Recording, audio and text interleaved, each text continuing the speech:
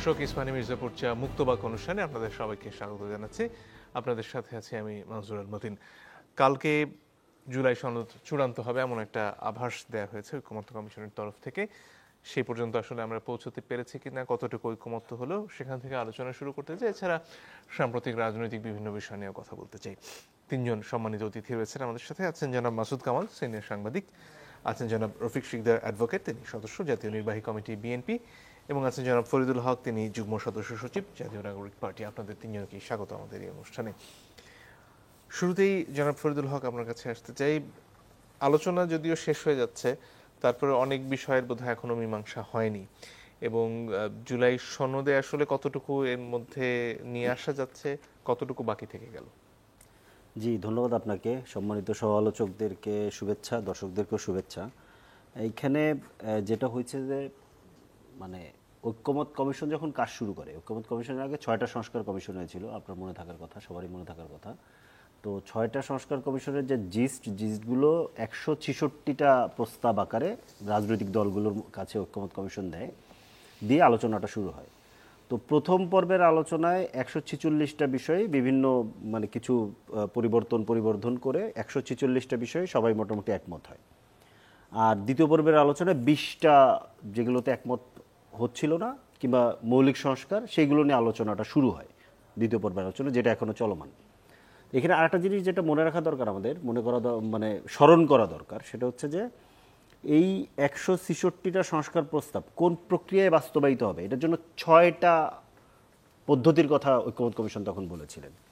কিন্তু প্রবলেমটা যেখানে শেষের দিকে এসে যেখানে প্রবলেমটা হলো, যে এখনও ধরেন আজকে আজকে পর্যন্ত 14টা বিষয়, 20টার মধ্যে 14টা বিষয় ঐক্যমত হওয়া গেছে, যার মধ্যে 3টাতে বিএনপি নোট অফ ডিসেন্ট দিয়েছে। একটা হচ্ছে আর্টিকেল 70, প্রধানমন্ত্রী এবং দলীয় প্রধান একই ব্যক্তি হতে পারবেন কিনা, এবং নারী সদস্যদের ব্যাপারটা, নারী সদস্য সংসদে কত পার্সেন্ট থাকবে, এই ব্যাপারটা। তো এটা ঠিক আছে, এটা হয়তোবা আর বাকি যে 6টা আছে এটা কোন একটা জায়গায় যে দাঁড়াবে। এর ভিতরে খুব গুরুত্বপূর্ণ দুইটা হচ্ছে যে আপার হাউস, এবং হচ্ছে যে সাংবিধানিক এবং সংবিধিবদ্ধ প্রতিষ্ঠানগুলোর নিয়োগ প্রক্রিয়াটা কি হবে। খুব গুরুত্বপূর্ণ দুইটা এখনো আনসেটেল রয়ে গেছে। সরকার প্রধানের ব্যাপারে এটাও এখনো সেটেল হয়নি, এটা নিয়ে আলোচনা চলতেছে, আশা করা যায় এটা সেটেল হবে। কিন্তু যে জায়গাটা হচ্ছে গিয়ে খুব গুরুত্বপূর্ণ যে পয়েন্টে এসে আমরা এখন দাঁড়ায় গেছি, সেটা হচ্ছে যে 6টা প্রক্রিয়ার কথা বলা হয়েছে সেটা কখনোই টেবিলে আসেনি। গত পরশু হঠাৎ করেই খসড়া দিয়ে দেওয়া হলো, এবং যেখানে সংস্কার প্রস্তাবগুলোর ব্যাপারে কিছু নাই, বাস্তবায়নের পদ্ধতির মধ্যে বলা হয়েছে যে 2 বছরের মধ্যে পরবর্তী সরকার এটা বাস্তবায়ন করবে। বাকি 5টা ইস্যু নিয়ে আর কোনো আলাপ নেই, এবং এটা নিয়ে কোনো টেবিলেই উঠলো না আলাপটা। এটা খুব দুঃখজনক হলেও সত্য যে এটা শুরু হলো হচ্ছে গিয়ে ঈদের আগে, যেদিন প্রধান উপদেষ্টা নিজে ভাষণ দিলেন জাতির উদ্দেশ্যে। ওই দিন কিন্তু উনি ওনার ভাষণের মধ্যে বলেছিলেন, এবং মনে থাকার কথা আপনাদের অনেকেরই, যে প্রধান উপদেষ্টার যে ফেসবুক পেজ, ভেরিফাইড যে ফেসবুক পেজ, ওইখানে পুরো ভাষণের 3টা প্যারা হচ্ছে যে উনি একটা ফটো কার্ড আকারে এটা পাবলিশ করা হয়েছিল। যেটার প্রথম প্যারা হচ্ছে যে জনগণকে উনি বলছেন যে আপনারা পরবর্তী সরকারের কাছ থেকে এই অঙ্গীকার আদায় করে নেবেন যাতে এই সংস্কার প্রস্তাবগুলো বাস্তবায়ন করা হয়। তো এইখানে হোয়ার ইজ, আপনি খেয়াল করেন এখানে একটা কনফ্লিক্টিং সিচুয়েশন আছে। কিন্তু প্রধান উপদেষ্টা নিজে কিন্তু ঐক্যমত কমিশনের সভাপতি, উনি বেশিরভাগ মিটিংগুলোতে থাকেন না, ওনার অ্যাবসেন্সে আলী রিয়াজ সাহেব এটাকে চেয়ার করেন। তাহলে উনি কোনো আলাপ আলোচনা ছাড়া এই কথাটা তো ওনার বলাটা তো ওনার কনফ্লিক্ট করা, কারণ ওনাদের ঐক্যমত কমিশন যে প্রস্তাব দিয়েছে সেখানে 6টা ধাপের কথা বলা হয়েছে, 6টা পদ্ধতির কথা বলা হয়েছে। উনি 6টার বাকি 5টাকে স্কিপ করে দিয়ে একটার কথা বললেন। একই জিনিস দেখা গেল হচ্ছে লন্ডন মিটিংয়ের সময়, লন্ডন মিটিংয়ে একই জিনিস দেখা গেল। এবং এবার এসে এই আলাপটা টেবিলে ওঠার আগেই খসড়ার ভেতরে ওনারা নিয়ে আসলেন যে পরবর্তী সরকার 2 বছরের ভেতরে, এটা একটা খুব লুজ ফর্মে একটা দায়সারাভাবে একটা কথা বলে দিয়ে, অ্যাজ ইফ ব্যাপারটা হচ্ছে যে ওনারা এটাকে এখন কোনো রকমে ছেড়ে দিয়ে চলে যাবে। আপনাদের মতে কিভাবে করা উচিত ছিল সেটা? আচ্ছা, আমরা তো পরিষ্কারভাবে বলেছি যে যেই বিষয়গুলো সংবিধানের ক্ষমতা কাঠামোর সাথে সম্পর্কিত, 72-এর সংবিধানের যে ক্ষমতার বিন্যাস ছিল, এই বিন্যাসকে তো পরিবর্তন করতে হবে। এইটাকে আপনি যদি চেঞ্জ করতে চান, যেমন ধরেন আপার হাউস তো একদম সরাসরি পার্লামেন্টের ক্ষমতা কাঠামোর বিন্যাস চেঞ্জ হচ্ছে। এইটা যদি আপনি করতে চান তাহলে আপনাকে আপার হাউস সহ এনসিসি, অন্যান্য যে বিষয়গুলো আছে, অনেকগুলো বিষয় আছে যেটা সরাসরি ক্ষমতা কাঠামোর সাথে সম্পর্কিত।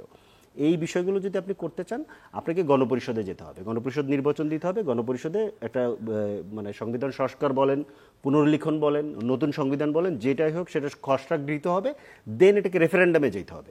মানে জনগণের ম্যান্ডেটটা লাগবে, জনগণের ম্যান্ডেটের জায়গাটা হচ্ছে না। মানে ধরেন আমরা যদি এখন গণপরিষদের প্রশ্নটাকে টেবিলের বাইরে রাখি, আমাদের রাজনৈতিক দলগুলো 30-32টা রাজনৈতিক দলগুলো মিলে যে আলোচনাটা ঐকমত্য কমিশনে হচ্ছে, এটাকে আপনি একটা গণপরিষদ ধরতে পারেন। অনির্বাচিত হলেও এটা একটা গণপরিষদ, এটাকে এখানে একটা মানে এক ধরনের ম্যান্ডেট আছে। কিন্তু এখানে দেখেন যে সমাজের সব শ্রেণী পেশার মানুষের অংশগ্রহণ নাই। তাহলে ওই ম্যান্ডেটটা আপনি কিভাবে নেবেন? যে জুলাই সনদটা তৈরি হবে সেটাকে জনগণের ম্যান্ডেট আকারে আপনি কিভাবে নেবেন? তাহলে এইটাকে যদি আপাতত আপনি গণপরিষদ ধরেও নেন, তাহলে এটাকে গণভোটে রেটিফাই করতে হবে। গণভোটে এটাকে রেফারেন্ডাম নিয়ে এটাকে মানে কি বলে যে বাস্তবায়ন করতে হবে, এটাকে বৈধতা দিতে হবে। জনগণের বৈধতাই সবচেয়ে বড় বৈধতা। এই প্রক্রিয়া আলোচনাটা কি শেষ হয়ে যাচ্ছে? এটা শুরুই সনদের হয়নি। পরে কি আর না, এটা সুযোগ শুরুই নেই? হয়নি তো, এটা টেবিলেই আসেনি। সনদ হওয়ার পরে কি এই আলোচনা করার সুযোগ থাকবে? সনদের ধরেন এইটা ধরেন আপনি সনদের মধ্যে আপনি জাস্ট একটা পদ্ধতির কথা বলে দিয়েছেন যে আগামী 2 বছরের ভিতরে পরবর্তী সরকার করবে। তো বাকি বাকি পদ্ধতিগুলো তো বাতিল হয়ে গেল। যখন সনদে আপনি এটা দিয়ে দিচ্ছেন, বাকি পদ্ধতিগুলো তো বাতিল হয়ে গেল। তাহলে ওইটা যদি না থাকে এবং একটা লিগেল আইনি ভিত্তি যদি তৈরি না হয় এই সনদের, তাহলে এইটার তো কোনো গ্যারান্টি নাই। মানে ধরেন এমনও তো হতে পারে যে একটা এলএফও হতে পারে, লিগেল ফ্রেমওয়ার্ক অর্ডার হতে পারে, যেটা আমরা 70-এর নির্বাচনের সময় দেখেছি, যেটার ভিত্তিতে পরবর্তী গণপরিষদ নির্বাচন হয়েছে, এটাও হতে পারে। মানে এটা হলে একটা আইনি ভিত্তি হয় এবং এটা সাংবিধানিক ভিত্তি। মানে ব্যাপারটা হচ্ছে যে পরবর্তী নির্বাচন নির্বাচিত সরকার কিংবা নির্বাচিত পার্লামেন্ট জুলাই সনদ বাস্তবায়ন করবে না, বরঞ্চ জুলাই বাস্তবায়িত জনগণের ম্যান্ডেট নেওয়া বাস্তবায়িত জুলাই সনদের ভিত্তিতে পরবর্তী নির্বাচন হতে হবে। না হলে এই গণ অভ্যুত্থান নাই হয়ে যায় এখান থেকে। জি, ধন্যবাদ। জনাব রফিক শিকদার, আপনার কাছে পর্যায়ে আসতে চাই। এই যে আলোচনাগুলো যে আসলে কতগুলো বিষয়ে এখানে ঐক্যমত্য হচ্ছে এবং কতগুলো বিষয়ে রাজনৈতিক দলগুলো ইশতেহার আকারে পরবর্তী নির্বাচনে নিয়ে যাবে, সেখানে নির্বাচনের মাধ্যমে এক ধরনের ম্যান্ডেট পাবে, এই আলোচনাটাও রয়েছে। সব মিলে এখন পর্যন্ত যতদূর বিষয়ে অগ্রগতি হয়েছে বা একমত হওয়া গেছে, সেইটুকু আসলে ভবিষ্যতে রাজনৈতিক দল যেই ক্ষমতায় আসুক না কেন তারা মেনে চলবে কিনা, এই প্রশ্নটা এখন সামনে তুললেন জনাব ফরিদুল হক। এটার ব্যাপারে বিএনপির অবস্থান বা ব্যাখ্যাটা কি? ধন্যবাদ আপনাকে, ধন্যবাদ দুজন সহ আলোচককে এবং যারা 24-এর সামনে দেখছেন তাদেরকে আমি শুভেচ্ছা জানাচ্ছি। দেখুন, দীর্ঘ রক্তক্ষয়ী সংগ্রামের মধ্য দিয়ে আমরা জুলাই আগস্টের যে আমাদের ঐতিহ্যবাহী বিজয় আমরা সেটা অর্জন করেছি, সেটিও প্রায় 1 বছর হয়ে গেছে।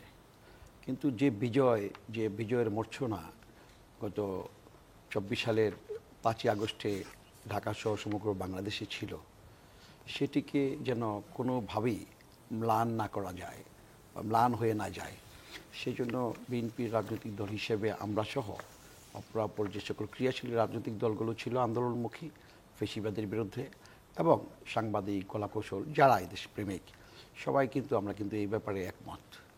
এবং আমরা আরেকটি ব্যাপারে একমত যে দুর্নীতিমুক্ত, গুমখুরমুক্ত একটি সুখী সমৃদ্ধ বাংলাদেশ করা। সেই প্রত্যয় নিয়ে কিন্তু আমরা এগিয়ে যাচ্ছি। এখন রাজনৈতিক দলগুলোকে নিয়ে আপনার যে বৈঠকগুলো হচ্ছে, সেই বৈঠকগুলোতে আপনার কমিশনের উদ্যোগে যে বৈঠকগুলো হচ্ছে, বৈঠকগুলোর মধ্যে 19তম বৈঠকে এক ব্যক্তি জীবনের সর্বোচ্চ 10 বছর প্রধানমন্ত্রী থাকতে পারবে, সেটিও আলোচনায় কিন্তু একমত হয়েছে। আর সাম্প্রতিককালে যে আপনার 20টি কমিশনের চেষ্টায় যে আলোচনা 20টি অধ্যায় নিয়ে, সেখানে 12টিতে একমত হয়েছে, 8টিতে এখন হতে পারেনি। আমি বিশ্বাস করি যে যেগুলো হইতে পারে নাই বা এখনও সম্ভব হয় নাই, আলোচনা তো শেষ হয়ে যায় নাই, আলোচনা নির্বাচন আগে পর্যন্ত হতে পারে, নির্বাচনের পরেও যেগুলো বাকি থাকবে সেগুলো সদিচ্ছা থাকলে সম্ভব। আপনাকে যদি বলি যে সংবিধানের প্রত্যেকটি জায়গায় তো সুন্দর সুন্দর দেশের কল্যাণে, দেশের স্বার্থে, জনগণের স্বার্থে সংবিধানগুলো প্রণীত হয়ে থাকে। আবার কখনো কখনো অ্যামেন্ডমেন্ট হয়, দেশের স্বার্থে হয়। কখনো কখনো রাজনৈতিক দলগুলো স্বেচ্ছাচারিতার জন্য সংবিধান অ্যামেন্ডমেন্ট করেছে, সেটিও সত্য। কিন্তু তার চেয়ে বড় সত্য হচ্ছে যে একটা রাজনৈতিক দল এবং রাজনৈতিক দলের যে লিডারশিপ, তাদের দৃষ্টিভঙ্গিটা কী। তো সেটা যদি আপনি দেখেন যে বিএনপি অতীতে যে কয়েকবার সরকার গঠন করেছে, দেশে পরিচালনা করার সুযোগ পেয়েছে, তাদের আমলে বিএনপি কীভাবে চালিয়েছে, তাদের দৃষ্টিভঙ্গিটা কী ছিল। আর যদি বলেন প্রকারান্তরে ফেসিবাদের 15 বছর কী ছিল, বেগম খালেদা জিয়া সরকার কি কখনো কি সরকার প্রধান হিসেবে বলেছিল যে গুলি করো ছাত্রদেরকে, আন্দোলন থামানোর জন্য শ্রমিকদেরকে গুলি করো, এরকম শব্দ কি কখনো আসছে? বিচ্ছিন্নভাবে ঘটনা ঘটেছে, কিছু ঘটনা একেবারে তা আমি বলবো না বিচ্ছিন্ন, সেগুলোকে কি অনুমোদন করেছে বিএনপি বা খালেদা জিয়া করেছিলেন? শেখ হাসিনা তো গুলি করার জন্য ছাত্রদেরকে নির্দেশ দিয়েছে, এবং আমাদের গুম খুন তো করেছি, যেগুলো আপনার এই পুলিশের আইজিপি এখন সাক্ষী দিচ্ছে বলছে, আমরাও সবাই জানি এবং বিভিন্নভাবে শুনেছি। জুলাই আগস্টে তো আমরা স্পষ্টই শুনেছি, স্পষ্টই আমরা বুঝতে পেরেছি যে প্রধানমন্ত্রীর নির্দেশে গুলি হচ্ছে এবং গুলি করছে না যারা, তাদেরকে কাউকে সরিয়েও নেওয়া হয়েছে। তো এইভাবে তো একটি দেশ চলে না, কাজে তাদের দৃষ্টিভঙ্গিটা কী ছিল। তো সে কারণে আমরা বলবো যে আমাদের রাজনৈতিক দল হিসাবে আমাদেরকে যেহেতু সবাই সর্ববৃহৎ রাজনৈতিক দল বলে, যেহেতু আমরা নির্বাচন করে সুষ্ঠুবাদ নির্বাচনে আমরা কয়েকবার ক্ষমতায় এসেছি জনগণের ভোটে, সে কারণে তো আমাদের দলটাকে সবাই একটু বড় বলে। শুধু সভা সমাবেশ অনেক সময় বড় হলে তো বড় হয় না, সে কারণে আমাদের দায়িত্ব বেশি আছে। আমাদের দায়িত্ব বেশি আছে বলে আমরা কিন্তু সেই দায়িত্ব দায় নিয়ে আমাদের দল থেকে যখনই এই সংস্কার মিটিংগুলো হয়, আমরা যতখানি সম্ভব ছাড় দেওয়া, কিংবা ছাড় নয়, সবার সাথে ঐক্যমতে আমরা পৌঁছতে সক্ষম হয়েছি। কিছু কিছু যেগুলো হয় নাই, সেটাও একটা গণতন্ত্রের বিউটি, এবং গণতন্ত্রের রাজনৈতিক দলের ভিন্নতা থাকবে, মত ভিন্ন থাকবে, সেটাও একটা বিউটি। তার মধ্য দিয়ে তো এখানে আমাদের একটা সমাধান। জুলাই সনদের শেষে যে কথাটা যোগ করা হয়েছে যে 2 বছরের মধ্যে এই সনদ বাস্তবায়নের জন্য অঙ্গীকার করছেন রাজনৈতিক নেতারা। এখন প্রশ্ন হচ্ছে, এটা 2 বছর পরে যে বাস্তবায়িত হবে, সেটা আসলে এই অঙ্গীকারের মাধ্যমেই কি যথেষ্ট সুরক্ষা সেই বাস্তবায়নের, নাকি এর বাইরে আর কিছু প্রয়োজন আছে? দেখুন, অঙ্গীকারটাও কিন্তু একটা বড় শপথের মতো। আর আমরা যে জুলাই সনদ বলছি, এটা তো একটা প্রতিশ্রুতি। এই প্রতিশ্রুতিটা কি? যারা রক্ত দিয়েছে তাদের রক্ত যেন ম্লান হয়ে না যায়, যারা রক্ত দিয়েছে যে দাবিগুলো নিয়ে সেটা যেন ক্ষুণ্ণ না হয়, সে কারণেই তো। আমি বিশ্বাস করি যে এটা তো ওই অঙ্গীকার তো বাস্তবায়ন করা সম্ভব, এবং এটা যারাই নির্বাচনে ক্ষমতায় আসবে অন্যান্য দলকে নিয়ে সবাইকে নিয়ে করতে হবে। আর আপনি তো ভালো করেই জানেন যে সংবিধানে যে কথাগুলো লেখা আছে, এগুলো কি ফেসিবাদরা কি এক্সারসাইজ করেছে? ফেসিবাদরা যদি এক্সারসাইজ করতো, দিনের ভোট কি রাতে হতো? নির্বাচন কমিশনকে কি সেই সুযোগ? নির্বাচন কমিশনকেও তো সুযোগ দেওয়া ছিল। 118 অনুচ্ছেদ থেকে 126 পর্যন্ত নির্বাচন কমিশনকে অনেক ক্ষমতা দেওয়া আছে সংবিধানে। তারা কি এই ফেসিবাদের আমলে তারা এক্সারসাইজ করতে পেরেছে? সে কারণে নির্বাচনগুলোকে সুষ্ঠু হয়েছে কোনোটাও? আপনি জাতীয় সংসদ বলেন, পৌরসভা বলেন, স্থানীয় সরকার বলেন, একটা তো সুষ্ঠু হয় নাই। এবং তার কারণ কি? তারা করতে পারে নাই। তার মানে কি সংবিধান কি লেখা ছিল না? ছিল তো। তার মানে দৃষ্টিভঙ্গিটা কেমন হবে? আওয়ামী লীগ সরকার ক্ষমতায় এসে আপনি দেখেন যে তারা দলীয় প্রতীকই পরিবর্তন করে দিয়েছে, স্থানীয় সরকারে নৌকা মার্কা প্রতীক দিয়ে নির্বাচনে দাঁড় করিয়ে দিয়েছে। প্রশাসন উঠে পড়ে লাগিয়েছে যে তারা কীভাবে দলীয় প্রতীকে পাশ করাবে। এই যে তারা যে নানান সংকট তৈরি করেছে, আজকে আমি বলবো যে ডক্টর ইউনূস সাহেবের সরকার কিছু উদ্যোগ নিয়েছে সংস্কার করার মধ্য দিয়ে, আলোচনার মধ্য দিয়ে, এটা আমি বলি যেটা ভালো। একইভাবে রাজনৈতিক দলগুলো জনগণের কাছে যাবে, সামনে ভোটের একটা সময় আসছে, ভোট করতে হবে রাজনৈতিক সরকার ছাড়া, এবং দলীয় রাজনৈতিক সরকার না হলে একটা দেশের স্থিতিশীল পরিস্থিতি তৈরি হয় না। কিছুদিন আগে বাংলাদেশে ব্যাংকের গভর্নর তিনি স্পষ্ট বলেছেন যে অর্থনৈতিক যে পরিস্থিতি, এটাকে একটা স্থিতিশীলতা আনতে হলে, এটা সংস্কার করতে হলে রাজনৈতিক সরকার ছাড়া বিকল্প নাই। সে কারণে আজকে কিন্তু একটা নির্বাচনের মাধ্যমে রাজনৈতিক দলের একটা সরকার আসবে এবং সবাইকে নিয়ে গণমুখী কল্যাণমুখী কাজকর্ম করবে, সেটাই তো আমাদের প্রত্যয়। আলোচনা হচ্ছে, আলোচনা হবে, কিন্তু আমরা কখনো হতাশ হই না। এবং আমি জানি, বিশ্বাস করি আমরা যে এদেশের জনগণও চেয়ে আছে যে সুষ্ঠুবাদ নির্বাচন হবে। একমাত্র ফেসিবাদের সাথে যারা পৃষ্ঠপোষকতা করে তারা চায় না, তারা এনাকি তৈরি করতে চায় সমাজের বিভিন্ন জায়গায়, ব্যবসা ক্ষেত্রে, বিভিন্ন অঞ্চল, বিভিন্নভাবে, যে নির্বাচনটা কোনো কারণে ব্যাহত হয়। কিন্তু আমি বিশ্বাস করি যে ডক্টর ইউনূস সাহেবের যে সরকার, অন্তর্বর্তীকালীন সরকার, এটা অনেক রক্তে এবং অনেক রক্তস্নাত সরকার, তাদের সমস্ত শরীরের মধ্যে এই ফেসিবাদের আমাদের রক্তের আছে এখানে, এখনও সেই রক্তগুলো এখনো শুকায় নাই। সুতরাং এই রক্তের শপথ হবে আমাদের, যেগুলো সুষ্ঠুবাদ নির্বাচনের মাধ্যমে আমরা এগিয়ে যাবো। এবং ডক্টর ইউনূস সাহেব স্পষ্ট বলেছেন যে ওনাদের যে কাজগুলো করছেন, সুষ্ঠুবাদ নির্বাচনের জন্য ওনারা কাজগুলো করছেন। জি, ধন্যবাদ। আমরা সেখানে সহযোগিতা। জনাব মাসুদ কামাল, আপনার কাছে আসতে চাই। এর আগেও অনেক রক্তক্ষয়ী সংগ্রামের মধ্য দিয়ে বাংলাদেশের মানুষজন এসেছে, মুক্তিযুদ্ধ থেকে শুরু করে 90-এর গণঅভ্যুত্থান পর্যন্ত, এবং তারপরে যে প্রতিশ্রুতিগুলো জনগণকে দেয়া হয়েছিল তার বাস্তবায়ন অনেক ক্ষেত্রেই হয়নি। এবার যে নতুন করে প্রতিশ্রুতি আদায়ের আয়োজন চলছে জুলাই সনদের মাধ্যমে, এবং সই নেওয়া হচ্ছে এবার ঘটা করেই, এর বাস্তবায়ন আসলে দিনের শেষে হওয়ার সম্ভাবনা কতটুকু দেখেন আপনি? দেখেন, এগুলো আসলে এখন যেভাবে স্বাক্ষর দিচ্ছেন পলিটিক্যাল পার্টিগুলো, এগুলো যে এভাবে বাস্তবায়িত শেষ পর্যন্ত হবে এটা আমি মনে করি না। এটা আমার কাছে মনে হয় না। এখন অনেকগুলি বিষয় আছে, কিন্তু বিভিন্ন ধরনের পলিটিক্যাল পার্টি এখানে আছে, তাদের নিজের নিজের এজেন্ডা কিন্তু আছে। এবং যেমন আমি বিএনপির কথা বলি, বিএনপি তো একটা বড় দল, বিএনপির অনেক এজেন্ডা আছে, কিন্তু বিএনপির এই মুহূর্তে সবচেয়ে বড় এজেন্ডা কি? তার সবচেয়ে বড় এজেন্ডা হলো যত দ্রুত সম্ভব নির্বাচন হওয়া। এটা হলো বিএনপির সবচেয়ে বড় এজেন্ডা আমার বিবেচনায়। এখন বিএনপি এই যে ঐক্যমত্য কমিশন প্রতিদিন বসতেছে, আলোচনা করতেছে, সংস্কার করতেছে, দেখেন বিএনপির নিজেরও একটা সংস্কার প্রস্তাব কিন্তু আছে 31 দফা, অনেক দিন ধরে আছে, প্রায় 3 বছর ধরেই তারা আছে। তারা কি তাদের এই সংস্কার প্রস্তাবগুলি 31 দফাকে তারা কি স্থগিত করছে? করেনি তো। তারা কি বলছে যে আমরা একটা সংস্কার আলোচনায় আছি, এই আলোচনায় কি ফল হয় না হয় দেখি, তারপর আমরা 31 দফা নিয়ে আলোচনা করব? তা কি করছে? করে নাই। বরং তারা একই সঙ্গে সারা দেশের মানুষের মধ্যে কিন্তু 31 দফা নিয়ে যাচ্ছে। তাদের এটা পলিটিক্স। এবং আমার তো মনে হয় যে বিএনপির 31 দফা এই সরকারের এই আলী রিয়াজ সাহেবের 31 দফার আপনার সংস্কারের চেয়ে বিএনপির 31 দফা সাধারণ মানুষের মধ্যে বেশি পৌঁছে, এটা আমার কাছে মনে হয়। কারণ ওনারা এটা একদম জেলা পর্যায়ে, উপজেলা পর্যায়ের মতো নিয়মিত মিটিং করেছে, ওটা বুকলেট করেছে, বুকলেট ছড়াই পড়ছে, এবং বুকলেটগুলো তারা এতভাবে করছে যে আমার কাছে 2টা বুকলেট আসছে। তাই বললাম আমার কাছে তো একটা আছে, ওইখানে একা রাখেন। তার মানে কি তারা এটাকে সিরিয়াসলি নিয়েছে, যে জিনিসটাকে তারা এতদিন ধরে সিরিয়াসলি নিয়েছে, তারা কি সেই জিনিসটাকে এই সংস্কার প্রস্তাব পাশ করার পরে বাতিল করে দিবে? দিবে না। ওই 31 দফার সঙ্গে যেগুলো যেগুলো মিলবে তারা সেগুলোই নিবে। তাহলে এখন তারা এগুলি কেন বলছে না? ওই যে বললাম, তার মূল এজেন্ডা হলো ইলেকশন করা। তাদের এখন ইলেকশনের দাবি তারা অনেক দিন আগে থেকে করতেছে। এখন সরকারের হাতে ক্ষমতা, তারা মানে না।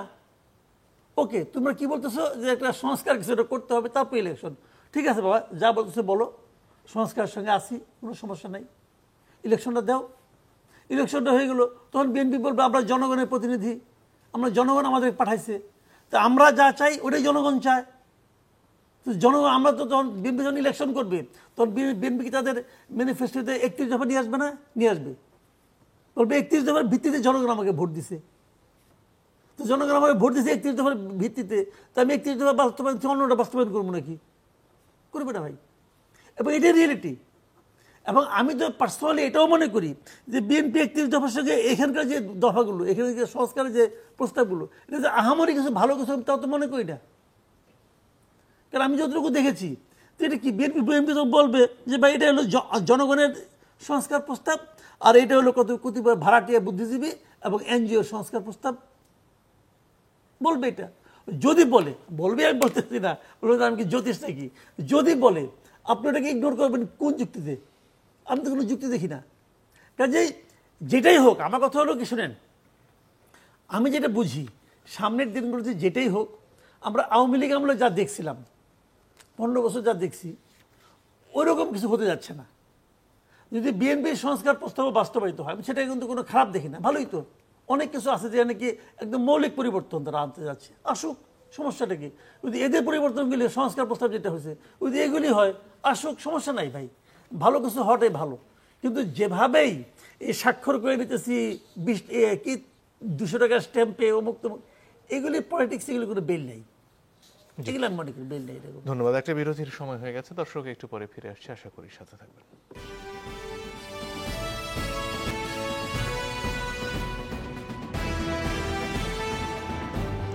দর্শক, আপনারা দেখছেন ইসমানী মির্জাপুর চা মুক্তবাক।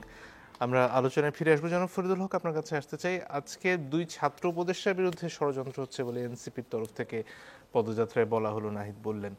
2 ছাত্র উপদেষ্টার সাথে এনসিপির সম্পর্ক নেই, এটা আপনারা বিভিন্ন সময় বলে এসেছেন। তাহলে 2 ছাত্র উপদেষ্টার বিরুদ্ধে ষড়যন্ত্রের তত্ত্ব আপনাদেরকে কেন দিতে হচ্ছে? না, এটা আসলে মানে নাহিদ ইসলাম ধরেন এনসিপির আহ্বায়ক, এটা যেমন সত্য, নাহিদ ইসলাম হচ্ছে প্রধানত তার প্রধান পরিচয় সে জুলাই গণ অভ্যুত্থানের 1 দফার ঘোষক, এবং জুলাই গণ অভ্যুত্থানটা বৈষম্যবিরোধী ছাত্র আন্দোলনের নেতৃত্বে হয়েছে। এবং এই যে 2 ছাত্র উপদেষ্টা এবং উনিও যখন ছিলেন, এনারা হচ্ছে বৈষম্যবিরোধী ছাত্র আন্দোলনের পরিচয়েই আসলে এই সরকারে গিয়েছেন, যাতে করে সরকারের একটা বৈধতা হয়েছে যে সরকার গণ অভ্যুত্থানের সরকার। তো এখন মানে এইরকম সিচুয়েশনে এই যে 2 উপদেষ্টা নাহিদ ইসলামের ব্যক্তিগত ধরেন মনে করেন সহযোদ্ধা, তো এনসিপির পরিচয়ের বাইরেই আসলে তাদের মানে সম্পর্কটা আরও অনেক বৃহৎ, আমি এইভাবে মনে করি। এবং এই জায়গা থেকে এটা এনসিপির পক্ষ থেকে ব্যাপার না, ব্যাপারটা হচ্ছে যে এটা মানে এনসিপি করলেই শুধু তার পক্ষে বলতে হবে না করলে তার পক্ষে বলা যাবে না। ব্যাপারটা এই জায়গা থেকে আমরা না দেখে আমরা বরঞ্চ এই জায়গা থেকে দেখি যে এরা জুলাই গণ অভ্যুত্থানের প্রতিনিধি হিসেবে সরকারে আছেন, তাদের বিরুদ্ধে যেই ঘটনাগুলো সামনে এসেছে, অভিযোগগুলো যেভাবে এসেছে, এবং এটাকে স্মেয়ার ক্যাম্পেইন হয়েছে, মানে মাহফুজ আলমের ষড়যন্ত্র বিরুদ্ধে। কেন বলা হচ্ছে? ষড়যন্ত্র না, মানে ধরেন এইভাবে যেভাবে অভিযোগগুলো আসছে, আমাদের বাংলাদেশে একটা প্রবলেম যেটা হয়েছে যে ধরেন মানে আমার মনে হয় এটা অনেক আগে থেকেই, হ্যাঁ অনেক আগে থেকেই আপনারা আইনের মানুষ, আইন প্র্যাকটিস করেন, আইনের ব্যবসা করেন, আপনারা আরো ভালো বলতে পারবেন। মানে আমাদের এইখানে একটা ব্যাপার দাঁড়াইছে যেটা, যে অভিযোগ আসলো মানে সাথে সাথে ফাঁসি দিয়ে দাও। মানে আমার বিরুদ্ধে একজন যদি খুনের অভিযোগ করে, যেহেতু আমি রাজনীতি করি, যেহেতু আমার ধরেন মনে হয় যে আমার ক্ষমতা আছে, যেহেতু আমি একটা বিরাট কিছু এরকম একটা ধরেন ইমপ্রেশন ক্রিয়েট হয়, তো ওর সাথে সাথে ফাঁসি দিয়ে দাও। কিন্তু একটা প্রসিডিওর যে আছে, ইভেন ধরেন জার্নালিজমেরও তো একটা প্রসিডিওর আছে। আপনি ধরেন একটা অভিযোগ আনতেছেন, কি ফ্রেমিং করে আসলে আনতেছেন, ভেতরের খবরটা কি আর হেডলাইনটা কি, আপনি বোঝেন যে বাংলাদেশের মানুষ কতটুকু খবর পড়ে আর কতটুকু ফটোকার্ড দিয়ে ধরেন বিশ্বাস করে। এই যে যে জায়গাগুলো তৈরি হয়েছে, এই জায়গাগুলোর মাধ্যমে ধরেন মানে আপনার বিরুদ্ধে একটা অভিযোগ আসলো, সেই অভিযোগের আপনি ব্যাখ্যা দিলেন, সেটা নিয়ে আর নিউজ হচ্ছে না, অভিযোগটাই শুধু নিউজ হচ্ছে, এবং অভিযোগের মধ্যে ওই অংশটুকু নিউজ হচ্ছে কিংবা হেডলাইন করা হচ্ছে যে অংশটুকু তো এইটাতে যেটা হয় যে প্রতিনিয়ত একটা অস্থিরতা তৈরি করার একটা চেষ্টা করা হচ্ছে, যেটা আননেসেসারি পুরোপুরি। আমরা কে কার শত্রু এই মুহূর্তে বাংলাদেশে রাজনৈতিকভাবে? আমরা প্রধানত হচ্ছে আওয়ামী লীগের শত্রু, সবাই মিলে। এখন ধরেন হ্যাঁ সবাই মিলে ধরেন এরকম একটা মিনমিনে ব্যাপার আছে যে সবাই মিলে যদি এনসিপিকে আওয়ামী লীগের শত্রু বানিয়ে দেওয়া হয়, তাহলে বাকিরা বোধহয় নিরাপদে থাকে না। এটা ওই যে জার্মান প্রবাদের মতো, আপনি এনসিপিকে প্রথম, আওয়ামী লীগ যদি ফেরত আসে এনসিপিকে হয়তো বা প্রথম মারবে, কিন্তু শেষ পর্যন্ত আপনিও টিকে থাকবেন না, আপনাকেও মারবে, এবং আপনারাই সবচেয়ে বড় ভিকটিম ছিলেন, অন্য যারা এই চেষ্টাটা করতেছে। আর এখানে আরেকটা যেটা জিনিস হয়েছে সেটা হচ্ছে এস্টাবলিশমেন্ট এবং ধরেন এন্টি এস্টাবলিশমেন্ট একটা ধরেন দ্বন্দ্ব গত এক বছর ধরে সমাজের মধ্যে আছে। যারা ওই পুরনো ব্যবস্থাকে টিকিয়ে রাখতে চায়, একদম সব কিছু আগের মতো থাকবে, শুধু নির্বাচনটা হয়ে ধরেন ক্ষমতার হস্তান্তর হবে। তার মানে এটা একটা রেজিম চেঞ্জ। জুলাই গণ অভ্যুত্থান, 1400 জীবন, 30,000 পঙ্গু, আমাদের ট্রমা, শত শত হাজার হাজার লক্ষ লক্ষ মানুষের ট্রমা, এটা জাস্ট একটা রেজিম চেঞ্জ। নির্বাচন দেন, সব ঠিক হয়ে যাবে। এই যে ধরেন ধারণা, এই ধারণার জায়গাটা কোথায়? ধারণার জায়গাটা হচ্ছে যে পুরো এস্টাবলিশমেন্টটা ধরেন অক্ষত আছে। আমরা ফ্যাসিস্ট হাসিনাকে রাজনৈতিকভাবে পরাজিত করছি, ফ্যাসিবাদকে পরাজিত করতে পারছি, এবং ফ্যাসিস্ট যে হয়ে ওঠে একটা ফ্যাসিবাদী ব্যবস্থার মধ্যে দিয়ে, তার তো আরো এলিমেন্টস থাকে, তার অর্থনৈতিক শক্তি থাকে, তার কালচারাল শক্তি থাকে, তার বুদ্ধিভিত্তিক শক্তি থাকে, সেগুলো কোনোটাকে আমরা চিহ্নিতই তো অনেকগুলোকে করতে পারিনি, পরাজিত করতে পারা তো অনেক বড় ব্যাপার। এই পুরো জিনিসটা তো এখানে কাজ এখানে করতেছে। একটা প্রশ্ন ঘুরে ফিরে আসছে যে পুরনো যে ব্যবস্থা তার ভূত অনেক ক্ষেত্রে এনসিপির মধ্যেও ঢুকে পড়ছে, বা বৈষম্য বিরোধী ছাত্রদের মধ্যে ঢুকে পড়েছে। সাম্প্রতিক সময় একটি চাঁদাবাজির ঘটনা এনে খুব স্বাভাবিক, খুবই স্বাভাবিক আলোচনা হচ্ছে। দল হিসেবে আসলে এনসিপি যে এই যে সংস্কৃতি, রাজনৈতিক সংস্কৃতি, সেখান থেকে বেরিয়ে আসতে পারছে, তার আলামত আসলে মানুষ কোথা থেকে পাবে? আচ্ছা, এই জায়গাটা হচ্ছে যে ধরেন এটা তো পুরনো সংস্কৃতি পুরোটাই বজায় আছে, পুরনো সংস্কৃতির লোকজনও ধরেন ঢুকে যাচ্ছে। এখন দল হিসেবে এনসিপি এককভাবে চেষ্টা করছে, এবং এনসিপি পরিষ্কারভাবে বলছে যে কোনো ধরনের কোনো এই ধরনের দখলবাজি, চাঁদাবাজি, কাউকে কোনো ধরনের কোনো সুযোগ দেবে, সেটা যেই হোক, কাউকে কোনো ধরনের কোনো দেওয়া হবে না, মানে প্রশ্রয় দেওয়া হবে না। এবং এনসিপিকে কোনোভাবেই, এনসিপিকে ব্যবহার করে কোনোভাবে এই ধরনের রাজনৈতিক অন্যায় এগুলো করবে, এই ধরনের কোনো সুযোগ দেওয়া হবে না। এটা হচ্ছে একটা ব্যাপার। কিন্তু এইটা যেটা হয়েছে, আমি যেটা মনে করি সেটা হচ্ছে যে ঐক্যমত কমিশনে ধরেন আমরা অনেক কিছু নিয়ে আলাপ করছি, এরকম আরেকটা হয়তো বা ঐক্যমত কমিশনে আরও একটা উইন্ডো না। এখন এই ধরনের আলাপ করতে গেলে সমস্যা কি, মুশকিলটা হচ্ছে এরকম অ্যাজ ইফ এরা নির্বাচন পেছানোর চেষ্টা করতেছে, একটা ষড়যন্ত্র তত্ত্ব একটা কেউ একজন দাঁড় করাই দিল, অন্য একজন এসে বলে হ্যাঁ ঠিকই তো, বোধহয় হচ্ছে আসলে ঘটনাটা ভেতরে কিছু। কিন্তু আপনি বাংলাদেশের যে রাজনৈতিক কালচার গত 55 বছর 54 বছরে আপনি গড়ে উঠেছে, এখানে যখন আইন করে ইনডেমনিটি দিয়ে বছরে লক্ষ কোটি টাকা আপনি বিদ্যুৎ কেন্দ্রগুলোকে ফাও দিয়ে দেন, এই যে কালচার, এটা উপর থেকে নিচে গড়ায়, তো স্বাভাবিকভাবে নিচে তখন চাঁদাবাজি, দখলবাজি হয়। ঘটনাটা তো উপর থেকে ঘটে এবং নিচে এটা শেষ পর্যন্ত চাঁদাবাজি, দখলবাজিতে পৌঁছায়। আসেন আমরা এটা নিয়েও আলাপ করি যে সব রাজনৈতিক দল মিলে আমরা চাঁদাবাজি বন্ধ করব, ইনডেমনিটি দিয়ে রাষ্ট্র ক্ষমতাকে ব্যবহার করে এই যে লুটপাট, পাচার, এগুলো যাতে আসলে সিস্টেমের ভেতর থেকে কেউ করতে না পারে, সেটা আমরা বন্ধ করবো। আসেন এই আলাপটা করি আমরা। প্রত্যেকটা সরকার আপনি খেয়াল করে দেখেন, জ্বালানি ইস্যুতে ইনডেমনিটি দিছে, প্রত্যেকটা জ্বালানি বিলকে ইনডেমনিটি দেওয়া আছে। তাহলে আপনি এই ইনডেমনিটি দেওয়ারই তো ফলাফল হচ্ছে কুইক রেন্টাল। এই ইনডেমনিটি দেওয়ার ফলাফলই তো হইতেছে আপনার ধরেন মনে করেন 5,000 টাকার বালিশ, 5 টাকার বালিশ 5,000 টাকা দিয়ে কেনা, এগুলো তো ধরেন মানে পাবলিক মানিগুলো এগুলো করা হয়েছে। এই জায়গায় তো আসলে আলাপ নেওয়া গেল না। এখন অ্যাজ ইফ হচ্ছে যে একটা সরকার নির্বাচন করে ক্ষমতায় আসবে এবং তা উনি ভালো, উনি চান বাংলাদেশ দেশের জন্য ভালো, উনি সব করে ফেলবেন। কিন্তু কি হয়েছে, মানে যারা ক্ষমতায় ছিল তারা কি করেছে, এটা তো আমাদের সামনে ধরেন আছে। ধন্যবাদ। জনাব রফিক শিকদার, আপনার কাছে আসি। মিটফোর্ডের ঘটনার রেশ এখনো কাটেনি। আজকে আরেকটা ঘটনা, বিএনপির অফিস ভাড়া দেওয়া হয়েছিল এবং সেই বিএনপির অফিসের যিনি মালিক তিনি ভাড়া চাইতে আসার পরে তাকে পিটিয়ে মেরে ফেলা হয় নারায়ণগঞ্জে। এই যে বিএনপির তরফ থেকে জিরো টলারেন্স বলুন, দলের অনেক কর্মীকে বহিষ্কার পর্যন্ত করা হলো, তারপরে এই ঘটনাগুলো থামছে না কেন? এখানে সেজন্য কিন্তু আমরা বলছি যে একটা রাজনৈতিক সরকার, রাজনৈতিক অভিভাবক, এটা এই কারণেই জরুরি যে এই ব্যাপারগুলো জবাবদিহিতার আওতায় আনা যায়। আমাদের নেতা তারেক রহমান তিনি হচ্ছেন সত্য, সাহস ও নেতৃত্বের এক মানে প্রখ্যাত এবং স্পষ্ট দলিল। তিনি স্পষ্টভাবে বলেছেন যে বিএনপিতে যারা থাকবে তারা সম্পূর্ণ চাঁদাবাজি, তারপরে আপনার সন্ত্রাসমুক্ত এবং নির্মল, স্বচ্ছ, স্পষ্ট এবং সত্যের পথে চলবে। এবং এর বাইরে যারা যাবে, দেশের বিরুদ্ধে, জনগণের বিরুদ্ধে এবং সন্ত্রাসের সাথে চাঁদাবাজের বিরুদ্ধে যদি কেউ থাকে, তাদেরকে পার্টি থেকে বহিষ্কার করাবে। এটা বারবার তিনি বলেছেন এবং বিচ্ছিন্নভাবে কোথাও কোথাও হয় নাই, আমি সে কথা বলবো না, যেখানে হয়েছে তিনি পদক্ষেপ নিয়েছেন। এখন আপনি বলেন যে বিএনপির রাজনৈতিক দল হিসেবে এখন আমাদের সর্বোচ্চ দল থেকে বহিষ্কার করা ছাড়া আমাদের সর্বোচ্চ শাস্তি আমাদের কাছে আর নাই। বাকি যেটা থাকে তাদেরকে আইনের আওতায় আনা, সেটা আইন শৃঙ্খলা বাহিনীর কাজ, সেটা আমাদের দল অনুমোদন করে। কোথাও কি আপনি দেখেছেন যে আমাদের দলের কেউ কেউ এরকম ঘটনা ঘটিয়েছে, তাদেরকে অ্যারেস্ট করলে আমাদের পক্ষ থেকে নিন্দা জানানো হয়েছে বা প্রতিবাদ জানানো কিন্তু হয়েছে? মিটফোর্ডের ঘটনার পরে যখন এটাকে বিএনপির বিরুদ্ধে ষড়যন্ত্র, নির্বাচন পেছানোর ষড়যন্ত্র হিসেবে আপনারা উপস্থাপন করেন, তাতে কি পরোক্ষভাবে এটাই মনে হয় না যে এই ঘটনাগুলোকে আপনারা আসলে অন্যভাবে ব্যাখ্যা করার চেষ্টা করছেন? না, আমি বলবো যে দেশে 15 বছরের অনেক জঞ্জাল আছে। এই জঞ্জালগুলো যেটা আপনার কিছুক্ষণ আগে ফরিদুল রেজাও বলেছেন যে ফেসিস্টের পতন হয়েছে, কিন্তু ফেসিবাদ কিন্তু এখনো বিভিন্ন জায়গায় আছে। কাজে নানান রকমের কোন দিক দিয়ে কী হচ্ছে না হচ্ছে, এগুলো সব কিছু কিন্তু আইন শৃঙ্খলা বাহিনীর দায়িত্ব। আমরা রাজনৈতিক দল হিসেবে আমাদের দল থেকে সন্ত্রাসকে অনুমোদন দেয় না এবং আমরা বিশ্বাস করি যে গণতন্ত্র সন্ত্রাস একসাথে চলে না। আমরা বিএনপি গণতন্ত্রের লড়াই করেছি এবং গণতন্ত্রের লড়াই করার ইতিহাস কিন্তু বিএনপির আছে। আপনি জানেন যে 9 বছর সংগ্রাম করেছে বেগম খালেদা জিয়া প্রত্যয়শীল নেতৃত্বে, আমরা কিন্তু গণতন্ত্রকে প্রতিষ্ঠা করেছি এরশাদ শেখকে ধরাশায়ী করে। একইভাবে গত 15 বছর ফ্যাসিবাদ বিরোধী আন্দোলন করতেছি, বেগম খালেদা জিয়া কিন্তু 6 বছর কারারুদ্ধ ছিল মিথ্যা মামলায়। তারেক রহমান লন্ডন থেকে দলকে শক্তিশালী করা এবং গণতান্ত্রিক পদ্ধতি, গণতান্ত্রিকভাবে রাজনৈতিক কর্মসূচি দিয়ে আওয়ামী লীগকে কিন্তু বারবার আমরা বেসামাল করেছি, সেটি সত্য। আওয়ামী লীগ কিন্তু ব্যর্থ হয়ে রাজনৈতিকভাবে আমাদের বিএনপিকে মোকাবেলা করতে ব্যর্থ হয়ে আমাদের বিএনপির অনেক হাজার নেতাকর্মীকে গুম করেছে, খুন করেছে, এগুলো আপনারা সব ভালো করে জানেন। এবং আমরা অনেক ক্ষতিগ্রস্ত হয়েছি রাজনৈতিকভাবে, বাড়িঘর সব কিছু জ্বালিয়েছে। এমনকি আমাদের বড় বড় সমাবেশগুলোকে ব্যর্থ করার জন্য আওয়ামী লীগের প্রশাসন থেকে নিয়ে এসে তাদের দলীয় ব্যবহার করে তারা কিন্তু অনেক রকমের বিশৃঙ্খলার সৃষ্টি করেছে, গুলি করেছে, টিয়ারশেল মেরেছে, সব মেরেছে, নেতাদেরকে গ্রেপ্তার করেছে, গণগ্রেপ্তার করেছে। এত কিছু করার পরেও কিন্তু অবিচল পিঙ্গলক্ষীর মতো আমরা ন্যায়ের পক্ষে, সত্যের পক্ষে, গণতন্ত্রের পক্ষে আমরা লড়াই করে গেছি। এবং সর্বশেষ সেটাই সত্য যে জুলাই আগস্টে এসে টোটাল আওয়ামী লীগের যে অভিশপ্ত আওয়ামী লীগ, এটার পাপ আমরা জঞ্জাল মুক্ত করেছি সাময়িকভাবে বৈষম্য বিরোধী ছাত্ররা এবং সকল ছাত্ররা মিলে।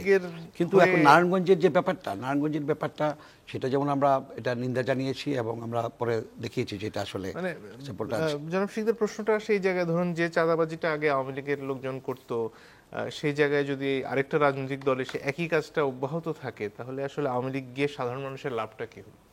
না, এটা আপনি যেটা বলেছেন আওয়ামী লীগ যেটা করেছে, এটা আওয়ামী লীগকে মানুষ প্রত্যাখ্যান করেছে।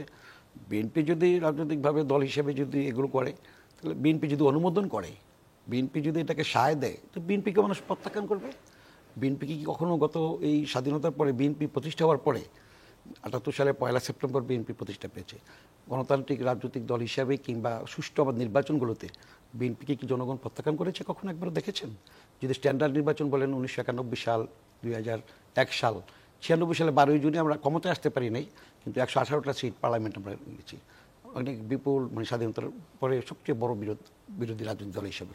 সুতরাং আমাদের তো জনগণের রায় আছে, জনগণ সেটি বিচার করবে। হ্যাঁ, আমরা তো বলি নাই, আমাদের দল বলে নাই যে বিচ্ছিন্ন ঘটনা দুই একজন করে নাই। এত বড় দেশ, এত বড় দল, কিছু লোক বিভিন্নভাবে অনুপ্রবেশ বা বিভিন্নভাবে এসে স্যাবোটাজ করবে, কিন্তু আমরা তো সেটাকে অনুমোদন দিচ্ছি না দল হিসেবে, আমাদের নেতা সেটা দিচ্ছে না, আমার বেগম খালেদা জিয়া দিচ্ছে না।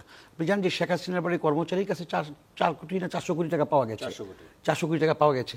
বিএনপি যে 2বার সরকারে ছিল, 3বার সরকারে ছিল, এরকম কি ঘটনা আপনারা শুনেছেন? তারেক রহমান সম্পর্কে নানান রকমের কথা বলতে চেষ্টা করেছে তারা, আওয়ামী লীগ কোথাও কি প্রমাণ করতে পেরেছিল তারেক রহমানের কোনো দুর্নীতি? পারে নাই। বেগম খালেদা জিয়ার পেরেছে? বেগম খালেদা জিয়া কোনো দুর্নীতি খুঁজে পায় নাই।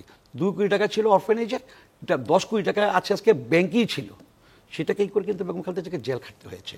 সুতরাং এগুলো কিন্তু অবিচার, বুঝছেন? তো সে কারণে কি হয়েছে, ওই যে আপনার আইরিশ রাইটারের অস্কার ওয়াইল্ডের যে কথা ছিল যে when it becomes a law, resistance becomes a duty. তো সেটাই হয়েছে, জনগণ প্রতিরোধ অবিচারে যখন আইন হয় সেটার বিরুদ্ধে জনগণ লড়াই করেছে এবং ছাত্ররা লড়াই করেছে, লড়াই করার মধ্য দিয়ে জুলাই আগস্ট তৈরি হয়েছে। সেই জন্য আজকে আপনাদের মূল প্রতিপাদ্যটা যে আমাদের যে জুলাই সনদ বা আমাদের কি যাচ্ছে, আমরা এটা আমাদের প্রতিশ্রুতি, এটা আমরা ম্লান হতে দেবো না, এটা আমরা রক্ষা করব। এটা নিয়ে আলোচনা হচ্ছে, আলোচনা হবে, চলবে, কিন্তু এটা আমরা ধরে রাখবো। আমরা মুক্তিযুদ্ধের সাথে আমরা যদি ওটা তুলনা না করব, তো মুক্তির সোপান তো এটাও, কারণ মানুষ তো মানে পরাধীন ছিল এবং কেউ কেউ চায়, চেষ্টা করে যে যারা বিরোধী দলে ছিল কিংবা আওয়ামী লীগের বিরোধী দলে ছিল, বিরোধী দল তো জনগণের পক্ষে, জনগণের পক্ষের দল যারা ছিল এদেশের 18 কোটি মানুষের নির্বাচনের পক্ষের দল, সুষ্ঠুভাবে নির্বাচনের পক্ষের দল, আমরা সবাই এখন এক আছি এবং আগামী দিনও আমরা এক থাকবো। সুষ্ঠু নির্বাচন হলে যে আমরা এক থাকবো না তা না। এই যে আমরা এখানে একসাথে বসে কথা বলছি, আমরা যেখানে 3 জন আছি, এই যে কামাল সাহেবকে আপনারা সবাই চেনেন, ওনাকেও চেনেন, ওনার উদ্দেশ্যটা কি? দেশটা ভালো চলুক, সুন্দর চলুক, এটাই তো কামাল সাহেবের উদ্দেশ্য। তিনি সেই কথাগুলো তো তিনি বলেন, সমালোচনা করেন বটে, কিন্তু আমাদের মূল উদ্দেশ্যটা কি সেটা। এখন যদি বলেন যে আওয়ামী লীগের কি উদ্দেশ্য এরকম ছিল না, নিশ্চয়ই আওয়ামী লীগের মধ্যে সেই উদ্দেশ্য ছিল না, তাহলে তো হাজার হাজার কোটি টাকা পাচার করতো না। পদ্মা সেতু করতে যে টাকা লাগে তার চেয়ে আরও 1.5 গুণ বেশি টাকা সালমান রহমান ব্যাংক থেকে নিয়ে গেছে। জি। সুতরাং আমি বলবো যে এইভাবে লুটপাট করেছে তারা, শেয়ার কেলেঙ্কারি করেছে, তারপর অর্থ কেলেঙ্কারি করেছে, তারা আপনার হলমার্ক কেলেঙ্কারি করেছে, তারা দেশটাকে অর্থনৈতিকভাবে রাজনৈতিকভাবে পঙ্গু করে দিয়েছে। এমনকি একটা রাষ্ট্রের যে প্রধান অর্গানগুলো থাকে, আপনার স্বাধীন বিচার বিভাগ থাকে, আইনসভা থাকে, নির্বাহী বিভাগ, সবগুলো তারা ধ্বংস করে দিয়েছে। দুর্নীতি দমন কমিশন, সবগুলো বিচার, সবগুলো তারা ধ্বংস করে দিয়ে গেছে। এগুলোকে আমাদেরকে দাঁড় করাতে হবে, এগুলো দাঁড় করাতে একটা রাজনৈতিক সরকার লাগবে। এই যে বিচ্ছিন্ন যে চাঁদাবাজি, হত্যাকাণ্ড হচ্ছে বা ব্যবসায়ীদের সাথে যেগুলো হচ্ছে আপনি বলতেছেন, বা এগুলো এনে কখনো কখনো কেউ বিএনপিকে ট্যাগ করে হয়তো বা সাময়িকভাবে একটু শান্তি পাচ্ছে, কিন্তু আমরা তো এটাকে অনুমোদন করছি না। সে কারণে আমরা বলছি যে নির্বাচনের কথা বললে কেউ যদি বলে যে আমরা নির্বাচন কেন চাই, আমরা কেন, গত 15 বছর যারা ভোট দিতে পারে নাই, দিনের ভোট রাতে হয়ে গেছে, কিংবা 14 সালে রাজনৈতিক দলগুলোকে ছাড়াই নির্বাচন হয়ে গেছে, তারা তো সবাই চাচ্ছে যে নির্বাচন হোক, ভোট আসুক, ভোটের অধিকার আসুক। ভোটের অধিকার ছাড়া, নির্বাচন ছাড়া, রাজনৈতিক দল ছাড়া কখনো গণতন্ত্র টেকসই হয় না।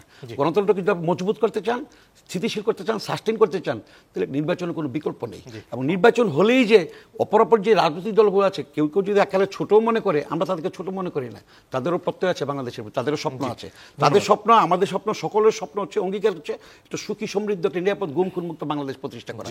তো সুতরাং আমরা সেদিকে আমরা যাচ্ছি এগিয়ে, এবং একসাথে আমরা থাকবো, কাজ করবো আগামী দিনে। জনাব মাসুদ কামাল, আপনার কাছে পর্যায়ে আসতে চাই যে রাজনৈতিক সংস্কৃতির পরিবর্তন না হওয়া, এত মানুষের আত্মত্যাগের পরেও ওই একই চাঁদাবাজির অভিযোগগুলো আসছে কম বেশি বিভিন্ন দলের বিরুদ্ধেই, সেক্ষেত্রে আসলে এর পরিবর্তন কি আদৌ হবে বাংলাদেশে? দেখেন, পরিবর্তন হওয়াটা কঠিন, আসলে পরিবর্তন হতে হবে মানসিকতায়। যেমন ধরেন, আমি একটা এক্সাম্পল দিয়ে বলি আপনাকে। গত বছরের অগাস্টের আগে এদেশে চাঁদাবাজি কে করতো? ছাত্রলীগ করতো। ওপেন খুন করতো কি? ছাত্রলীগ করতো। যার ইচ্ছা তাকে পিটাইতো কে? ছাত্রলীগ পিটাইতো। থানার থেকে আসামিকে নিয়ে যেত কে? ছাত্রলীগ করতো, যুবলীগ করতো, অথবা স্বেচ্ছাসেবক লীগ, যারা এরাই করতো। তো এখন ওরা কোথায়? এখন ওরা আছে? নাই। তখন তারা আসতে পারতো কেন থানাকে? থানা ওসি তাদেরকে গুরুত্ব দিত কেন? দিত এই কারণে, তারা মনে করতো যে লোকটা আসছে, এই লোকটা আসলে পাওয়ার না, পাওয়ারটা উপরে, এই লোকটাকে কিছু বললে পরে উপরে থেকে আমি ধরা খাবো। সিম্পল বিষয়। কিন্তু এখন কিন্তু ওই বাঘ বিলাই হয়ে গেছে, এখন অন্য বাঘ দেখা যাচ্ছে। কি কেন দেখা যাচ্ছে? এদেরকে পুলিশ গুরুত্ব দিচ্ছে কেন? দিচ্ছে এই কারণে, তারা ভাবছে যে যারা এসেছে হয় এরা বর্তমান সরকারের অনুগ্রহে আছে, অথবা তাদের হাত এদের উপরে আছে, অথবা এদের দল আগামীতে ক্ষমতায় আসবে। অতএব যেহেতু এরা ক্ষমতায় আসবে, আমি ওর সঙ্গে বেয়াদবি করবো, আমার হয়তো পাঠিয়ে দেবে ইয়েতে, খাগড়াছড়িতে, অথবা আমার চাকরি থাকবে না। হিসাবটা কিন্তু এই যে ভীতিটা ঢুকাই দেওয়া হয়েছে প্রশাসনের মধ্যে, এই ভীতিটা আমার প্রয়োজনও ছিল, কিন্তু মূল বিষয়টা হলো এইটার সুবিধাটা নিচ্ছে কি? তাহলে এই যে সুবিধা নেওয়ার যে মানসিকতাটা, এটা যতক্ষণ পর্যন্ত আপনি দূর করতে না পারবেন ততক্ষণ পর্যন্ত এটা হবে। আপনি যে পটিয়ার কথা ধরেন, আপনি পটিয়ায় যে ঘটনাটা ঘটলো, একটা ছেলেকে এনে তারা ওখানে বসে পিটাচ্ছে, থানার মধ্যে নিয়ে পিটাচ্ছে। কি কারণে পিটাচ্ছে? যে ছাত্রলীগের লোক, ধরলাম সে ছাত্রলীগের লোক, আমি ধরে নিচ্ছি নিষিদ্ধ সংগঠন ছাত্রলীগের লোক, সে তো হেঁটে যাচ্ছিল শহীদ মিনারের কাছ দিয়ে, তাকে আপনি ধরে নিয়ে আসলেন, আপনি পিটাতে পারেন। থানায় বলছেন অ্যারেস্ট করেন, হাক্কানি পাবলিকের মালিককে অ্যারেস্ট করতে হবে। কি কারণে অ্যারেস্ট করতে হবে? ওই যে অতক্ষণ তর্ক করছিল অ্যারেস্ট করতে হবে, মামলা হয় নাই, মামলা আমি করবো, আপনি অ্যারেস্ট করেন আগে। এই যে বলার ভঙ্গিটা, যে বলছে সে যদি ছাত্রলীগের লোক হইতো, সে যদি ছাত্র ইউনিয়নের লোক হইতো, অতক্ষণ তর্ক করতে পারতো না তো। তো এটা হলো কেন? এই যে জোর সে দেখালো, এই জোরটা কি তার আগের ছিল না তো। এখন সে জোরটা পায় কোথায়? এটা কিন্তু তার জোর না, এটা তার মাথার উপরে যাদের হাত আছে ওই জোরে সে চলে। তো যখন নাকি ওই হাতটা বলবে যে আমার হাত তোমাকে ছায়া দেওয়ার জন্য নয়, আমার হাত যে কোনো নাগরিকের জন্য, যখন হাত বলবে এই কথা, তখন সে পাওয়ার পাবে না। কিন্তু সে তো অভ্যস্ত হয়ে যাচ্ছে, তাকে তো আপনি ছায়া দিচ্ছেন। তো এটা ভাই মানসিকতার তরফ থেকে যেটা বলা হচ্ছে যে তারা তো দলীয়ভাবে ব্যবস্থা নিচ্ছেন, তাহলে সেই ছায়াটা আছে কেন বলে মনে হবে? না, দলীয়ভাবে ব্যবস্থা না, এটা হলো কি, দলীয়ভাবে কোনগুলি ব্যবস্থা নিচ্ছে তারা? যেগুলি মিডিয়াতে আসছে ওগুলি ব্যবস্থা নিচ্ছে। মিডিয়া কি সব কিছু আসে? আপনি নিজে মিডিয়ায় চাকরি করেন, আপনার নিউজ রুমে প্রতিদিন যে নিউজগুলো আসে সবগুলো আপনার দেখাতে পারেন না তো। যেগুলো আসে এগুলো তো দেখানোর মতোই নিউজ, পারেন না কেন? ওইখান থেকে আপনাকে কমাইতে হয়। আর আসেও তো না সব, কারণ যে সেটা পাঠাবে, যে রিপোর্টার পাঠাবে। আমি কয়েকদিন আগে একটা ছবি দেখলাম যে আপনার সমকালের এক রিপোর্টার, এক বয়স্ক লোক, সে হুন্ডা অ্যাক্সিডেন্ট করে ক্রাচে ভর দিয়ে চলে, তাকে দিয়ে বলা আছে তুই বলে এই ধরনের নিউজ আর তুই করবি না। সে বলতেছে আমি এই ধরনের নিউজ আর করবো না। তো বিচারটা কে করতেছে? বিচারটা যে করতেছে সে কি বিচার করে এখতিয়ার প্রাপ্ত ব্যক্তি সে? না তো। তাহলে এই তো প্র্যাকটিসটা হয়ে গেছে। এখন হয় কি, আগে একটা ছিল, আওয়ামী লীগ আমলে একটা ব্যাপার ছিল যে তুমি অন্যায় করো কিন্তু হাতে নাতে ধরা পড়ো না, হাতে নাতে পাবলিকের কাছে ধরা খায়ও না, তাহলে গণপিটুনি হতে পারে। এছাড়া তুমি যদি অন্যায় করে চলে আসতে পারো তাহলে তোমার কোনো সমস্যা নাই। তো এখনও একই জিনিস, এখনও ওইটা বলে ওইটা তাদের মধ্যে একটা ধারণা আসে যে আমি একটা অন্যায় করব, আমি একটা আকাম কুকাম করব, যদি এটা মিডিয়াতে না আসে, সোশ্যাল মিডিয়া হোক অথবা আপনাদের মিডিয়া, যে কোনো মিডিয়া হোক, যদি মিডিয়াতে না আসে তাহলে আমার কিছু হবে না। হচ্ছে না তো। তো এই যে প্র্যাকটিস, আমি তো বলি দেখেন নতুন একটা গভর্নমেন্ট আসছে, একটা গণ অভ্যুত্থানের পরে একটা গভর্নমেন্ট আসছে, এই গভর্নমেন্টের চেহারা ছবি দেখেন আপনি, কি পার্থক্য আছে আগের গভর্নমেন্টের সঙ্গে? পাবেন দু একটা ক্ষেত্রে পার্থক্য, কিন্তু মোটা দাগে কি পার্থক্য আছে? এই যে ওনারা সংস্কারের কথা বলে, আমি তো একটা সিম্পল কথা বলি যে আপনি তো সংস্কার করবেন, আপনি কি সংস্কার করবেন?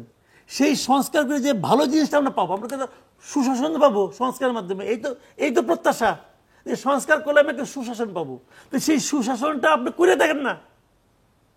আপনি তো 1 বছরের ক্ষমতা আছেন, 1 বছরে সেই সংস্কারের যে ভালো দিকগুলো যেগুলো আপনারা বাস্তবায়ন করতে চান সেগুলো আপনি দেখান, দেখায় পাবলিককে বলেন যে আমি এই যে ভালো কাজটা করতেছি এটা কিন্তু সংস্কার প্রত্যাশার কারণে। তারপরে ওই সংস্কার করেন, তাহলে আমাদের মতো ভালো পাবেন। কি ভালো পাবো আমরা? দেখাতে তো পায় না কেউ, চলছে তো আগের মতোই। জি, ধন্যবাদ। জনাব ফরিদুল হক, যদি আর কিছু যোগ করার থাকে। না মানে এইখানে কি বলবো আসলে, এখন ওই মানে আমাদের তো আসলে যে জায়গায় এসে দাঁড়াইছি তাতে আসলে সরকারের বিরোধিতাই করতে হয়, ঠিক আছে? আমি আসলে মাসুদ কামাল ভাইয়ের সাথে একমত, সব জায়গাতে সরকারের বিরোধিতা, কিন্তু আবার ক্ষেত্র বিশেষে সরকারের কিছু কিছু জায়গায় বাস্তবসঙ্গত যে সংকটগুলো আছে সেই জায়গাতে পক্ষও নিতে হয়। মানে সরকারের পক্ষ না, বাস্তবতাটা কি, বাস্তবতাটাকে এক সাইডে রেখে আমি যদি ধরেন শুধুই চাপিয়ে দিই তাহলে হবে না। ধরেন এমনিতেই সরকার যেটা হয়েছে এটা একটা ধরেন লেজে গোবরে টাইপ একটা সরকার হয়েছে, মানে এটার অনেক অযোগ্যতা আছে, এটা সত্য। কিন্তু ধরেন আপনার এই মিডিয়া হাউসটা যে ম্যানেজমেন্ট বডি চেঞ্জ করে আপনার নতুন ম্যানেজমেন্ট বডি এনে দিলেন, এবং এখানকার রিপোর্টার, ক্যামেরাম্যান, হোস্ট সহ প্রডিউসার যারা আছে সবাই আগের লোক থেকে গেল ওইটাকে, এবং এটা একটা ধরে নেন এটা একটা ব্যর্থ মিডিয়া হাউস, তাহলে ওই ম্যানেজমেন্ট বডিকে এই মিডিয়া হাউসকে টেনে তুলতে পারবে? নিশ্চয়ই পারবে না। এটা আমরা বুঝি, ম্যানেজারিয়াল যেই আমরা এটা বুঝি। তার মানে হচ্ছে যে সরকারটা এসছে, এই সরকারকে কি আপনি কোনো নতুন বডি দিয়েছেন কাজ করার জন্য? যখনই ধরেন একজনকে আপনি সরাইছেন আওয়ামী লীগের দোসর কিংবা আওয়ামী লীগ বলে, তখন আরেকজনকে আনা হয়েছে কি বলে, যে সে 15 বছর ধরে বঞ্চিত, ব্র্যাকেটে আপনি লেখেন সে বিএনপি অথবা সে জামাত। এবং ওই লোকগুলোই তো আসছে যারা আসলে এই সিস্টেমকে ওইভাবে আঁকড়ে ধরে রাখতে চায়। তাকে আপনি নতুন কোনো লোককে দিয়েছেন এটা করার জন্য? সরকার যে ধরেন উদাহরণ সৃষ্টি করবে, সরকারের কি পার্লামেন্ট আছে, সরকারের কি রাজনৈতিক দল আছে, সে কীভাবে উদাহরণ সৃষ্টি করবে? তাকে কি আপনি সকল ক্ষমতা দিয়েছেন সরকার পরিচালনা করার জন্য? যে অথরিটি তার দরকার সেটা আপনি তাকে দিয়েছেন? সেটা তো দেয় নাই রাজনৈতিক দলগুলো। এবং যতটুকু সহযোগিতা করা দরকার সেটা কি তাকে আপনি দিয়েছেন? এবং এখানে আরেকটা মজার বিষয়, আমরা যেটা হচ্ছে ভিকটিম, সরকারের সকল ভালো কাজ হচ্ছে সরকার করছে, প্রফেসর ইউনূস করছে, আর সকল মন্দ কাজের দায় হচ্ছে আমাদের। কেন আমাদের? আমরা কি সরকারের সুবিধা নিছি? আমরা কি সরকারের কাছ থেকে কোনো ইয়ে পাইছি? রাজনৈতিক দলগুলো যখন সরকারে থাকে তখন যেই সুবিধাগুলো পায় সেগুলোকে আমরা পাইছি, সেগুলোকে আমরা নিয়েছি কিংবা আমরা নেওয়ার জন্য গিয়েছি? তা তো না। তাহলে না হইলে তাহলে আপনি কেন এইটাকে বলেন? আরেকটা ব্যাপার হচ্ছে যে অন্য সরকারের সাথে তুলনা যখন করা হয়, ধরেন আওয়ামী লীগ হইতেছে গিয়ে ধরেন 28 লক্ষ কোটি টাকা পাচার করছে, আর এই সরকার 11টা কমিশন করছে, 11টা আলাদা কমিশন করছে এই পাচার করা টাকা ফেরত আনার জন্য। দুটোর যদি আপনি এক বলতে পারেন, অসুবিধা নেই, আপনি বলতে পারেন। কিন্তু আমি তো এটাকে এক দেখি না। আমি এটা আমরা একটা মানে ইন্টারিম সময় আছে, আমরা একটা পুরনো পরিস্থিতি থেকে নতুন পরিস্থিতির মধ্যে যাব। এখানে সব জিনিস একেবারে খাপের খাপ হবে না। এবং ওইটাকে দিয়ে যদি আপনি এটাকে তুলনা করেন তাহলে কি করতেছেন? আওয়ামী লীগের অপরাধকে খাটো করার চেষ্টা করতেছেন, নাকি এটাকে অনেক বেশি ধরেন বললে অনেক মজা লাগতেছে? ব্যাপারটা তা না। আমাদেরকে আর একটু দায়িত্বশীল হয়ে যে আলোচনাগুলো এবং কথাগুলো বলা দরকার ছিল সেই জায়গাটাতে আমরা বেশিরভাগ মানুষ আসলে, আমার কাছে মনে হয় বেশিরভাগ মানুষ আমরা এটা পারিনি। এটা কেন পারিনি এটা আমি জানি না, হয়তোবা এটা সাময়িক উত্তেজনা কিংবা আমাদের এই যে 15 বছর ফ্যাসিবাদের বিরুদ্ধে যেই টোনে কথা বলছি ওই টোন থেকে আমরা না লোডাউন হইতে পারতেছি না। ওই টোনেই কথা বলতে হবে, কাউকে না কাউকে প্রতিপক্ষ বানাইতে হবে, সেটা অদৃশ্য হইলেও। এটা অদৃশ্য হইলো, এরকম একটা সমস্যা হয়তো আমাদের মধ্যে রয়ে গেছে। ধন্যবাদ। জনাব শিকদার যদি আর কিছু যোগ করার থাকে। না, ওই যে কামাল ভাই একটা কথা বলেছিলেন কিছুক্ষণ আগে যে 31 দফা বিএনপির যে কর্মসূচি, এটার সাথে বিএনপি যদি জনগণের ভোটে নির্বাচিত হয় তাহলে 31 দফাই তো জনগণের কাছে কমিটমেন্ট করবে। কিন্তু আমি এই জায়গায় একটু দ্বিমত পোষণ করে বলতে চাই, যুক্ত করে, হ্যাঁ 31 দফা আমাদের রাজনৈতিক দলের একটা ম্যানিফেস্টো কর্মসূচি। এটার সাথে এখন যে আলোচনা চলছে সংস্কার নিয়ে দলগুলোর সাথে, তাদের সাথে যেগুলো ঐক্যমত হবে এগুলো তো আমাদের 31 দফার সাথে যুক্ত হবে, অঙ্গীকার সেটা আমাদের থাকবে, সেখানে কোনো সমস্যা নাই। আর যেগুলো মিলবে না এখন আলোচনার সাথে সংস্কারের সাথে, সেটা তো ভিন্ন কথা। যেগুলো মিলে যাবে সেগুলো তো আমরা একসাথে কাজ করবো যদি ক্ষমতায় আসে। এখানে আজকে এই সরকারকে আমরা তো যেটা বললো ফরিদুল্লাহ যা বললো যে সরকারকে কি আমরা ক্ষমতা দিয়ে, সরকারকে আমরা অনেক ক্ষমতা দিয়েছি। একটা রাজনৈতিক দলের সরকার নির্বাচিত হলেও এত বেশি ক্ষমতা পায় না। আমরা বিশেষ করে বিরোধী দলগুলো এই সরকারকে গত 1 বছর পূর্ণ স্বাধীনতা, পূর্ণ ক্ষমতা তাদেরকে দিয়েছি। কোথাও কি দেখেছেন যে তাদের বিরুদ্ধে আমরা রাজনৈতিক দল হিসাবে সমাবেশ করেছি সরকারের পতনের দাবিতে বা পদত্যাগের দাবিতে? কোথাও আমরা করি নাই। আমরা বরং শুরু থেকে আমাদের দল বিএনপি মহাসচিব আমাদের তারেক রহমান সাহেব এবং মহাসচিব স্পষ্ট বলেছেন এবং আমাদের বেগম খালেদা জিয়া সাবেক প্রধানমন্ত্রী যে আমরা এই সরকারকে সহযোগিতা করতে চাই, আমরা তাদেরকে সহযোগিতা করে যাচ্ছি। কিন্তু তার অর্থ এই নয় যে সহযোগিতা করতে যাওয়ার পরে সরকার যদি আবার স্বেচ্ছাচারী হয় তাহলে সেখানে সমস্যা আছে। সরকার যে আজকে সরকারের ভিতরে আরেকটা সরকার মানুষ প্রশ্ন করে, সরকার তারা সঠিকভাবে সিদ্ধান্ত নিতে কে না করেছে, তাদেরকে কে বলে না, কেউ ক্ষমতা দেয় না যে 300 এমপি যে পালিয়ে গেল বা পালিয়ে রইল কিংবা হারিয়ে গেল তারা কোথায়, সরকারের এই যে 600 কর্মকর্তা চলে গেল কিভাবে চলে গেল, সাবেক রাষ্ট্রপতি কিভাবে চলে গেল, এগুলো তো সরকারের দায়। আমরা কি বলেছি সরকারকে যে আপনারা তাদেরকে পার করে দেন বা পার হইতে সুযোগ দেন? আমরা কিন্তু দিইনি। তারপরে সরকারের মধ্যে আজকে যারা প্রশাসনে আছে উচ্চ পর্যায়ের অনেকেই তো আওয়ামী লীগের আমলে ছিল, তাদেরকে কি সরকার কি সরিয়েছে? আজকে নানান রকমের শিক্ষা মন্ত্রণালয়ে সমস্যা তৈরি হচ্ছে। এই যে কিছুদিন আগে আপনি দেখলেন যে শিক্ষা সচিব পদত্যাগ করতে হলো, এখানে এই যে মাইলস্টোনের ঘটনাকে নিয়ে যখন পরীক্ষা পিছানোর ব্যাপারে কে বলে না করেছে তাদেরকে যে পরীক্ষা পিছানোটা আগে দুপুরেই জানিয়ে দেন, রাতে কেন আরেকজন উপদেষ্টার ইয়েতে ভেরিফাইড ফেসবুকে আমাদের জানতে হবে যে পরীক্ষা পিছিয়েছে। তো এই যে ব্যাপারগুলো, তো সুতরাং আমি বলবো সরকার সে কারণে রাজনৈতিক সরকারকে আমরা খুব বেশি দোষারোপ করি না যে রাজনৈতিক দলের সরকার দরকার, সে কারণে আমরা নির্বাচনটা চাচ্ছি। এবং নির্বাচন হলে এই সংকটগুলো আমি মনে করি যে অনেকাংশে রাতারাতি শেষ হবে না, অনেকাংশে সমাধান হবে। কারণ আমাদের তারেক রহমান তিনি রাজনৈতিক, সামাজিক ও অর্থনৈতিক যে আপনার চিন্তাভাবনা গভীরভাবে তিনি অনুধাবন করতে পারেন এবং করেন। অনেক ধন্যবাদ। সে কারণে আমি দেখছি যে আগামী দিনে একটু সুন্দর একটি নির্বাচন হওয়ার মধ্য দিয়ে আমরা বাংলাদেশকে আরো এগিয়ে নিয়ে যেতে পারবো সবাইকে, সেটা আমাদের প্রত্যয় এবং প্রতিশ্রুতি।